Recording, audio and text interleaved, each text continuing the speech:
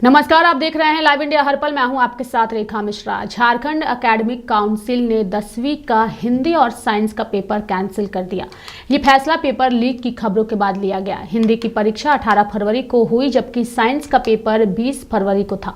18 फरवरी के पेपर के बाद सोशल मीडिया पर पेपर लीक होने की बात सामने आई थी, जिसे अब जैक ने सही माना है। मुख्य सचिव अलका तिवारी ने कहा दोबारा होगी परीक्षा। यानी कि मुख्य सचिव अलका तिवारी ने इस मामले पर एक हाई कमीशन मीटिंग बुलाई और उसके बाद ये फैसला लिया गया कि कोर्स ए और कोर्स बी पेपर दोबारा करवाया जाएगा। बोर्ड के मुताबिक कोडरमा में गर्ल्स हाई स्कूल, राजकीय +2 स्कूल, जमजा हाई स्कूल सहित कई परीक्षा केंद्रों पर परीक्षा में आए पेपर से मिलाते हुए पेपर मिले हैं और सोशल मीडिया पर पाए गए हैं। जैक ने अपने नोटिस में कहा, सभी स्टूडेंट्स, अपने पेरेंट्स और स्कूल से जुड़े प्रिंसिपल को सूचित किया जाता है कि सोशल मीडिया और न्यूज़पेपर के जरिए मिली सूचना के आधार पर 18 फरवरी और 20 फरवरी की परीक्षा रद्द कर दी गई है। इनकी परीक्षा की नई तारीख जल्द ही घोषित की जाएगी।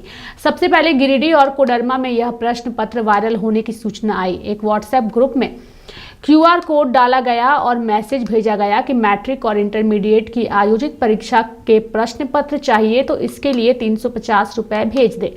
मैसेज में 20 फरवरी को होने वाली साइंस की परीक्षा का प्रश्न पत्र होने का दावा किया जा रहा था।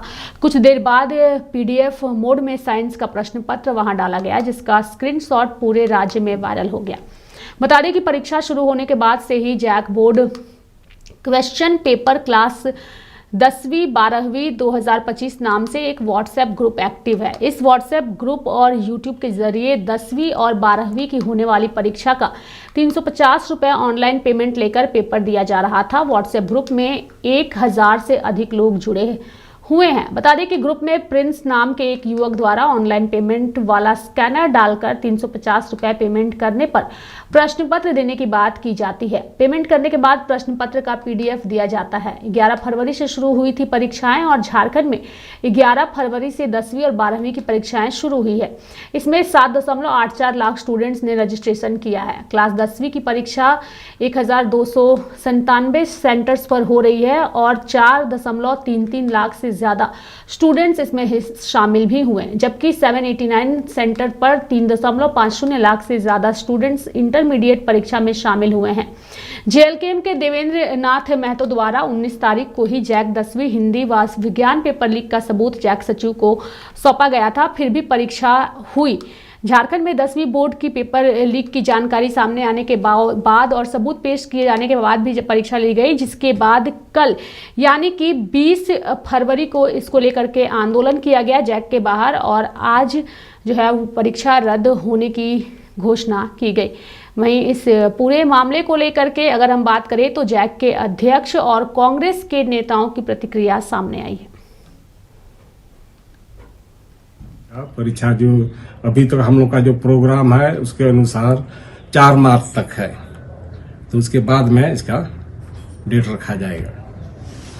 उपायुक्त कोडरमा और उपायुक्त को स्पेशल चिट्ठी भेजा गया है कोडरमा को और गिरिडीह को, काफी वहां से भी आया था। उसको तुरंत 24 घंटे के अंदर में जांच रिपोर्ट मांगे हैं कि कहाँ ये हुआ है, कैसे हुआ है, जांच करके जिससे उसको कठोर कार्रवाई किया गया। दंडात्मक या जो भी कानूनी कार्रवाई करने के लिए 24 घंटे के अंदर में उसको मांगा गया है दोनों DC से।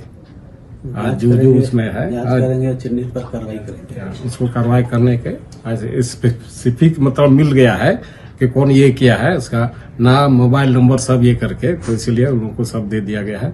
DC और SP सब मिल करके 24 घंटे का रिपोर्ट देंगे, तो उस पर हम लोग कार्रवाई करेंगे और आप लोगों को भी सूचित करेंगे। साथ ही साथ सरकार को भी सूचित करेंगे। तो जो लोग इसमें इन्वॉल्व है, हमारे झारखंड राज्य के छात्रों के साथ में, उसके लाइफ के साथ में खिलवाड़ कर रहे हैं, उन पर कठोर से कठोर कार्रवाई करेंगे और जिससे ये क्या कहते हैं कानूनी कार्रवाई करेंगे और ये हमारे तरफ से सब जगह ये प्रचार हो जाए कि इसका फिर से पुनरावृत्ति नहीं हो। देखिए, ये बिल्कुल गंभीर मामला है।